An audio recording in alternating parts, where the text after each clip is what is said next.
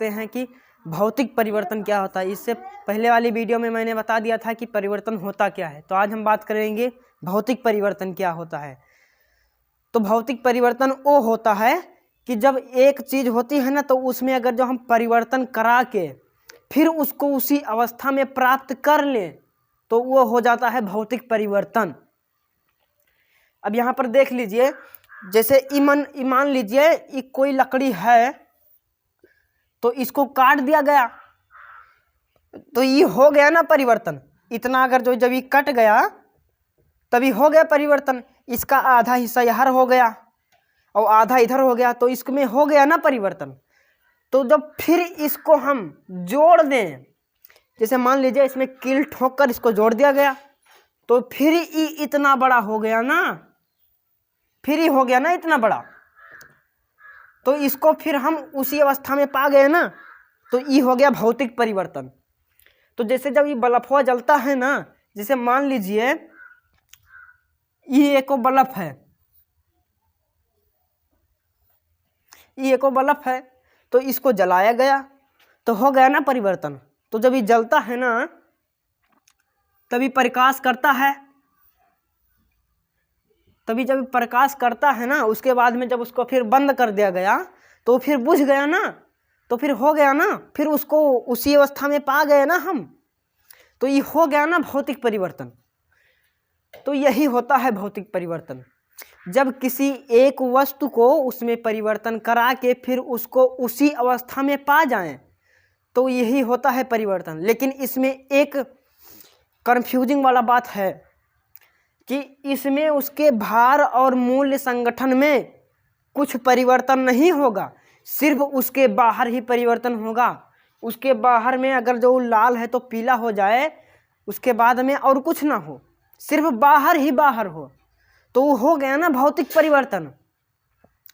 भौतिक परिवर्तन यही कहता है कि उसके भार संगठन में कोई परिवर्तन ना हो, वो छोटा है तो बड़ा हो जाए। अगर जो इसको हम काट दिए, अगर जो ये है ना इमार करवा, तो इसको अगर जो हम खोल दिए इसे, जैसे मान लो अभी खोल दे ना हम, अभी इसको खोल दिया तो ये अलग हो गया, ये अलग हो गया, तो इसमें हो गया ना परिवर्तन। तो अगर जो हम इसको फिर इसी में ऐसे जोड़ दिए,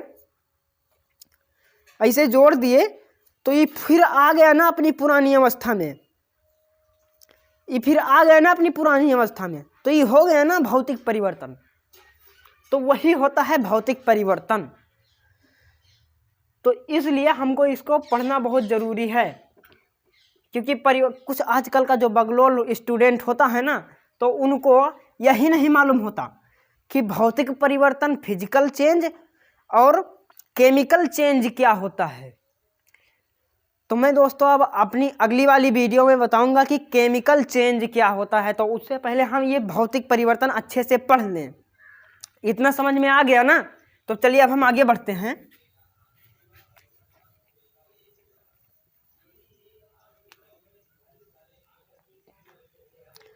तो ये परिवर्तन में होगा ना, तो वही होगा ना परिवर्तन, फिजिकल चेंज। उसके जब बाहर ही बाहर हो जाए तो उसके वो हो गया ना भौतिक परिवर्तन।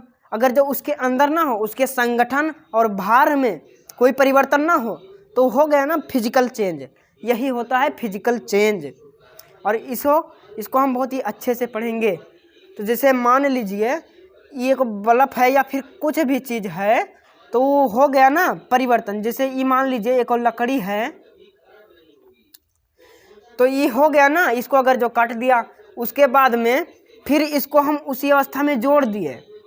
जैसे मान लीजिए ये तक कट गया था ना, अभी क्या हो गया, इतना छोटा हो गया, तो इसके अंदर की चीज़ें मटेरियल वो तो चेंज होगी नहीं, क्योंकि वो तो वही रह जाएगा ना।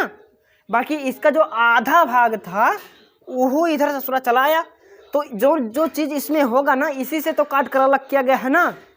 तो इसी जो चीज़ इसमें होगा तो वही चीज़ इसमें भी होगा ना, कि जो इसमें है वो इसमें नहीं होगा, ऐसा नहीं है। इसके सिर्फ बाहर ही बाहर परिवर्तन होता है। जो छोटी होती है वो बड़ी हो जाती है, और जो बड़ा होता है वो छोटा हो जाता है। तो यही होता है फिजिकल चेंज।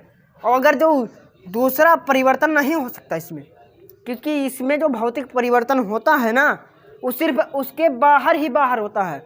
उसके अंदर वाले पार्ट में कुछ नहीं होता है, तो ये कहलाएगा ना भौतिक परिवर्तन। तो यही होता है भौतिक परिवर्तन। कोई भी चीज़ है तो उसके बाहर ही बाहर, उसके ऊपरी तरह से, ऊपर से जो दिखे तो वो हो गया फिजिकल चेंज, यानी जो भौतिक परिवर्तन हो गया। और बाकी उसके और किसी भार में, संगठन में, और उस जो किस तरह से बना है तो उसमें परिवर्तन नहीं होगा, सिर्फ उसके बाहर ही बाहर परिवर्तन होता है। तो ये हो गया ना फिजिकल चेंज, यही होता है फिजिकल चेंज।